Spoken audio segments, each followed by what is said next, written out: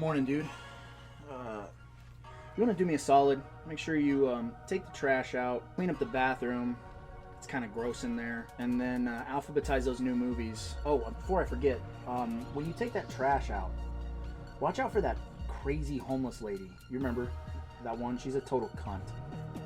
And she's going to bother you for change. Remember, homeless lady, cunt. Oh, hello, internet fans, and welcome to 3B Video. I'm your host, Rotten Roger DeMarco, and today we're going to be talking about Robert Scott's 1987 film, The Video Dead. Oh yeah. For those of you that don't know about this film, here is your plot synopsis. A family gets a TV delivered to their house by mistake, and zombies come out of it. Yep, that's about the size of it. I mean, I suppose there's a little bit more to it than that, and we'll get into that in a minute. But first, let's take a look at Rotten Rogers! Splatter facts. We have 8 dead bodies. We have 0 titties because of strategically placed hair. God damn it! We have gratuitous shambling, dual Donald and David deliveries, the obligatory harbinger of doom, It's got a death curse. chainsaw dismemberment, 1 dead doggo.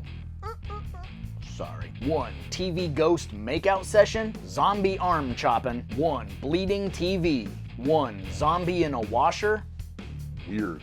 intense teeth brushing, and 1 human pinata. The methods of death include but are not limited to off screen, Lock them up. strangled. A lot of strangling zombies in this movie. The old head twist, I can't turn it all the way around. I'm not gonna do that for you. stabbed, and chainsawed. Okay, so now on to my overall thoughts of the film, guys. To me, this is just the very definition of cover art grabbing you and selling you the movie. I mean, when you look at the cover art to this movie, you're immediately intrigued and you go, I don't know what this is, but I have to see this movie. And most of the time, the cover art does not live up to the movie that's inside the box, but this movie is one of those exceptions. I mean, if you're not expecting much more than zombies coming out of a TV and eating people, then you won't be disappointed, because that's pretty much what you're getting.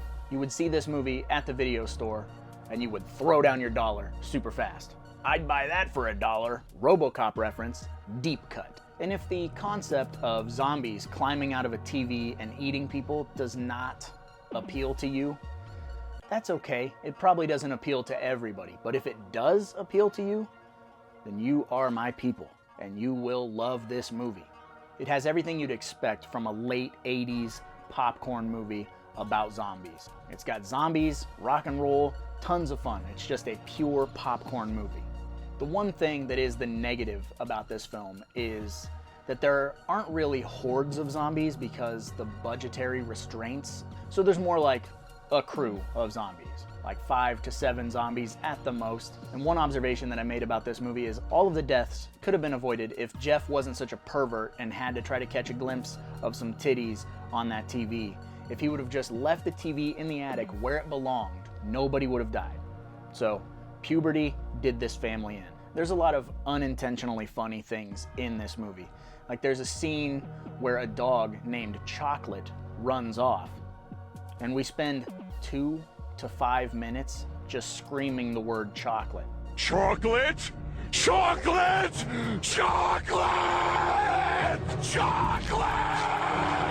Chocolate! And I did touch on the limited budget with the zombies. So the one thing that's great about this is that these zombies do have a very unique look to them. It reminds me a lot of Return of the Living Dead Part 2. So that is essentially the vibe of this movie. Don't take it too seriously. You're gonna laugh, you're gonna have fun. This is not a scary movie by any stretch of the imagination. And another thing that this movie does that's pretty unique is that the zombies have their very own set of rules. Like, these zombies do not like their reflections. They hate mirrors. So if you put mirrors up, they will not come near them. They won't come through the door if you put mirrors on the door. Evil shall see itself and it shall die.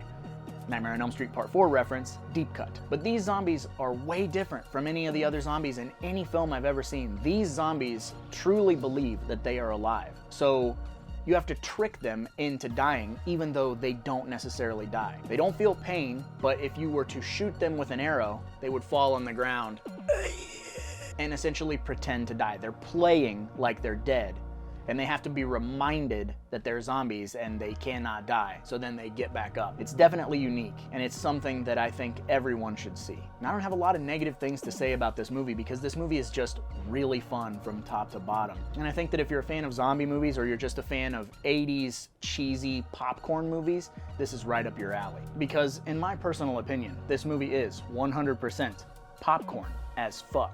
It's a movie about a cursed TV that zombies climb out of. Video Dead is a very distinct flavor of popcorn. Video Dead is as cheesy as it gets, and it's just a really fun time.